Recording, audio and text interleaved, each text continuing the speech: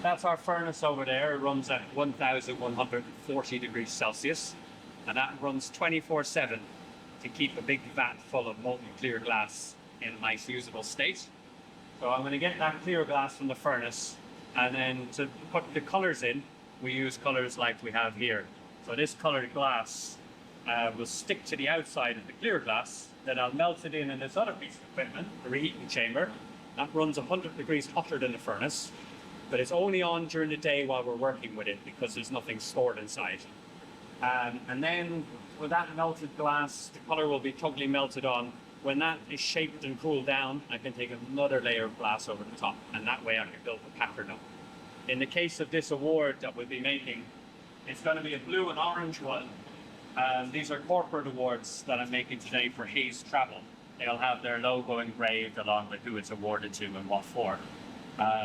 They will have orange spirals around it. So I'll be picking up some orange glass on top, and then there'll be one final layer of clear glass, and then it'll be all shaped. It'll take about 15 minutes or something like that. So.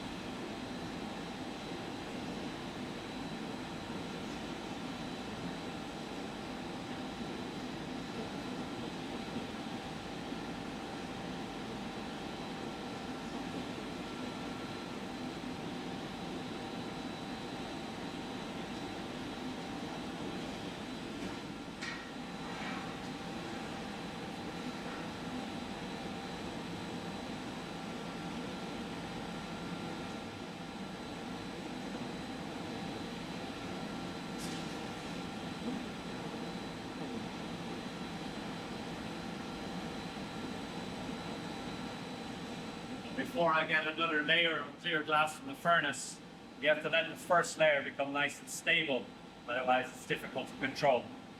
Well, this has now become quite solid. It's still around 600 degrees though. By that temperature, you can see it's already solid. So now it's cold enough to get another layer over the top.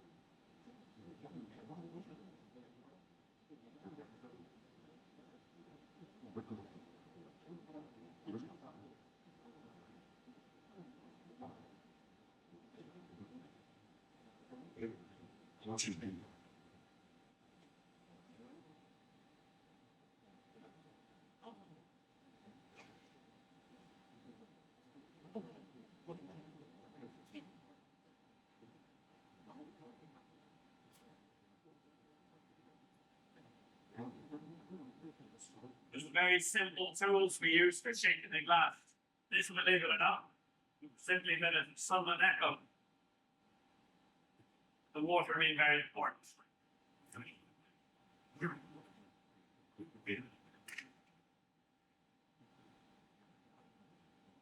So this is now the inside part.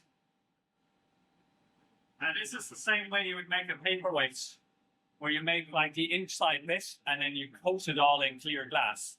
So essentially, this award is just a bigger paperweight in a different kind of shape. But the principle is very much the same. So again, I'm just letting this become stable, and I can get another molten layer over the top and then do a final shaping on it. This is still in the region of about between 600 and 700 degrees.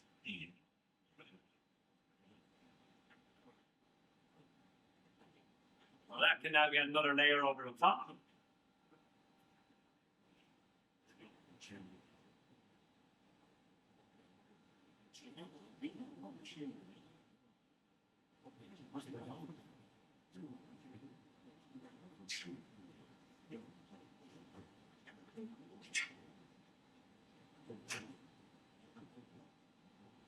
That's the fresh molten layer.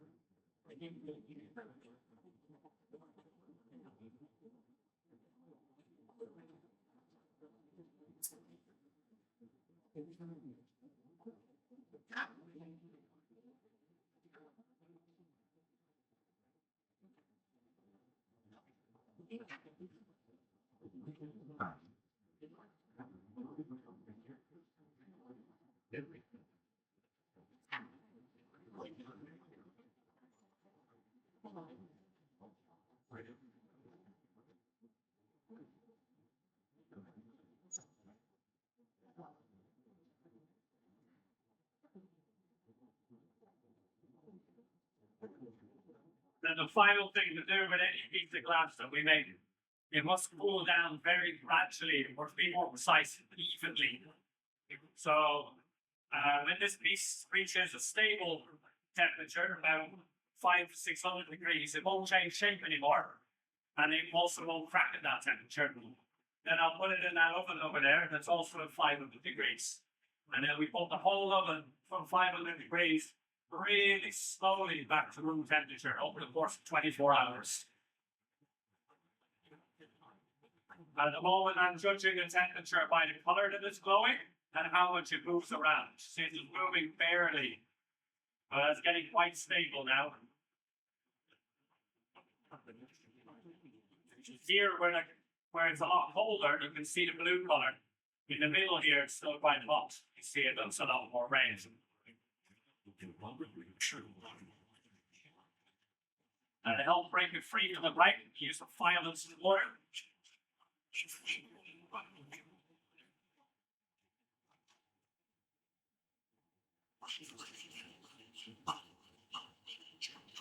going to bring that free around the corner there. You might be able to see if you come to that corner point. And to break it free, it's going to hit the iron and the shock vibration is going to crack it in the weakest area. So all being well, it'll be where I put that little line there.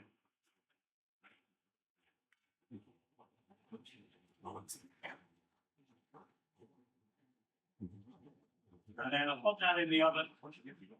Go through its annealing.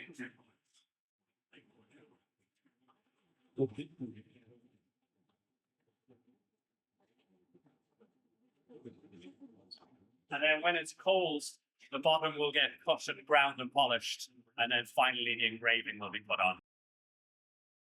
Subscribe to our channel and we'll let you know when there's a new video to watch. The subscribe button is below the video next to the like, share and comment icons. The link to our Facebook site is in the top comment right next to our link to explore the Sunderland Antiquarians website.